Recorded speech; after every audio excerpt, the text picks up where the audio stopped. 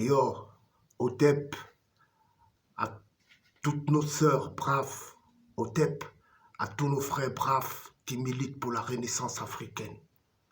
More love. Croix en croix de vie. Et frères, j'interviens dans ce live parce que le moment de la renaissance africaine a besoin de ses enfants. Nos ancêtres pleurent depuis longtemps de là où ils sont. Nos ancêtres ont besoin de nous sur toutes les formes et sur toutes les phases. Notre Afrique, depuis des siècles, est aliénée par nos adversaires, par ceux qui ne nous veulent pas du bien depuis des siècles. Il est temps que nous, les enfants d'Afrique, nous devons rebâtir l'Afrique. Et rebâtir l'Afrique, c'est dans l'unité. Il faut l'unité de tous les enfants des Zion. Il faut l'unité de tous les enfants des Caraïbes. Il faut l'unité de tous les enfants Kamet, d'Asie, du Moyen-Orient, du Maghreb. Il faut l'unité. C'est cette unité qui va rebâtir le continent Kemet. Notre problème, comme je le dis depuis des années, notre problème est spirituel. Le problème de l'Afrique est spirituel. Big up aux frères comme Mwanzulu, Mwambaza. Big up aux frères comme Kemi Seba. Big up aux frères comme Gucci de la Ndena. Big up aux frères de la brigade anti-négrophobie. Big up aux grands frères comme Kofi Gomez. Tous ceux qui militent pour la renaissance africaine. Soso Otep.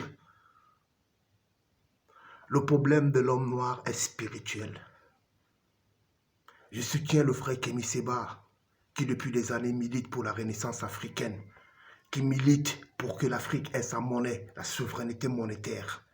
Big up à toi, frère Kemi Seba. Mais je viens avec une spirale en vous disant que le problème de l'Afrique est spirituel. Parce que vous tous qui regardez Kemi Seba, quand Kemi a commencé son combat n'était pas avec le franc CFA. Le combat de Kemi Seba était de retrouver son identité culturelle. Parce qu'il a fait l'islam, le christianisme, avant de se retrouver. Je sais qu'on ne peut pas descendre en Afrique, dire à nos frères, jetez la Bible, jetez le Coran pour la renaissance africaine. C'est paradoxal, ça n'aurait pas de sens. Mais il faudrait que nous qui sommes à la diaspora, nous qui avons acquis certaines connaissances historiques, c'est nous qui devons sensibiliser notre population. Et c'est nous qui devons nous unir pour bâtir une forme spirale politique qui va changer les choses. Quand l'ennemi nous a attaqués, il ne nous a pas attaqués avec le système financier, il nous attaque avec le système spirituel. Donc nous, Kamit, on dit que quand un noir perd sa spirale spirituelle, il rime dans le folklore. C'est pourquoi on lance le défi à tous nos frères chrétiens, à tous nos frères musulmans, à tous les imams, à tous les prêtres, les pasteurs, venez débattre avec les Kamit. On va vous démontrer par A plus B que le Coran et la Bible, c'est le folklore pour le peuple noir. Les Arabes peuvent rester avec le Coran. Les Juifs peuvent rester avec les Torah. Les Européens peuvent rester avec le Nouveau Testament. Ce n'est pas notre problème, c'est pour eux, parce qu'ils ont canalisé ça à leur profit. Même si à la base les choses sont noires, étaient noires, mais la falsification des choses ont fait en sorte qu'on ne peut plus se réapproprier du Coran et de la Bible. Ça ne nous appartient plus. Parce que si on court derrière ça, on court derrière les bouquins qui nous ont prôné la malédiction. C'est pourquoi il faut que l'homme noir retrouve sa spiritualité Kamet. Si le mouvement Kamet est trop vraiment précieux que vous n'entendez pas ce qui se passe à l'intérieur, côtoyez vos vieux du village. Ils ont encore le savoir. Il est inadmissible qu'un Kamit soit chrétien, musulman. C'est une honte pour nous. C'est une honte pour l'Afrique. Et vous faites honte aux ancêtres. Mais tellement l'aliénation est brutale, c'est pourquoi je dis souvent que s'il va falloir attendre toute la masse de l'Afrique pour que l'Afrique s'unisse, on perd le temps. On va faire comme la Chine. C'est le peu des Chinois qui ont compris l'enjeu politique. C'est eux qui ont changé la Chine. Ce n'est pas la masse, c'est eux qui ont imposé la vision parce qu'ils ont su que c'est cette vision qui va changer les choses. Donc si nous, les Africains, on croit que c'est la masse des Africains qu'il faut pour changer, eh bien on perd le temps. C'est qu'il faut une masse, mais pas une masse comme on entend, c'est une petite masse qui va changer les choses. c'est une petite masse. C'est pourquoi je confirme que même l'école, les études que nos frères et sœurs viennent faire ici en Occident, c'est le folklore. C'est-à-dire nos études, vous les parents qui êtes en Afrique, dans les Caraïbes, quand vous payez, vous vous endettez pour que vos enfants viennent étudier ici, eh bien, sachez que vous vous endettez pour que l'Afrique sombre encore de plus en plus dans la misère. Parce que quand on étudie le système scolaire occidental, eh bien, ça détruit au contraire l'homme noir. Le système occidental, le système éducatif occidental détruit l'homme noir. Ça t'abrutit à un degré où tu ne te rends même pas compte que tu es en train de t'effacer de la planète. Et quand on débat avec nos frères étudiants noirs qui sont ici, eh ben c'est comme si nous sommes fous. C'est-à-dire, ça ne passe même plus dans la tête de l'homme noir qui vient chercher sa connaissance ici, que quelle connaissance suis venu chercher? Est-ce une connaissance pour répéter la pensée de l'Occident ou bien c'est une connaissance pour changer les conditions de vie de mon Afrique? Non. Et même chose avec la religion, c'est pourquoi je dis que le problème de l'homme noir est spirituel. C'est-à-dire, quand vous voyez le côté spirituel qui a été enlevé à l'homme noir, eh bien, on nous a peint de l'aliénation de la tête jusqu'aux orteils. C'est-à-dire, quand vous voyez le côté spirituel déjà qui est dans l'aliénation, eh bien, tous les peuples noirs sont aliénés sur toute la planète Terre. C'est-à-dire qu'on a même des intellectuels qui ne pensent même pas que l'Afrique a une pensée. C'est-à-dire qu'on peut réfléchir avec une pensée africaine et changer l'humanité. C'est-à-dire non seulement changer l'Afrique, mais changer l'humanité.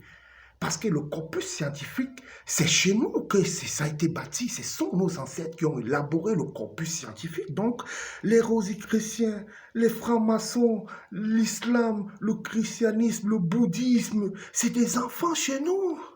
Ça dit quand moi je vois les Noirs rentrer dans ces synagogues, ça me fait mal.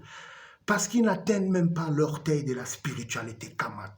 S'il y a encore s'il y a encore quelques traces de la science de nos jours, c'est l'homme noir qui détient cette connaissance scientifique. Mais l'aliénation a fait en sorte que quand on le parle de cette connaissance scientifique, eh bien, il a l'impression qu'on le parle de la sorcellerie.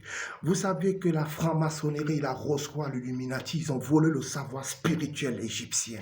Et ils ont valorisé ça dans un système de prostitution. Et ce qui fait en sorte que nos frères qui sont musulmans chrétiens, quand ils te voient dans une spirale égyptienne, ah ben pour eux, dans la tête, c'est que tu te pousses dans la spirale de la franc-maçonnerie, de la Rose-Croix. Mais non, tout ce que les autres utilisent n'est qu'africain. En fait, il faut seulement qu'on se réapproprie de cette connaissance africaine, mais nous verrons que, putain, depuis des siècles, nous sommes dans le folklore. Depuis des siècles, nous sommes dans le folklore.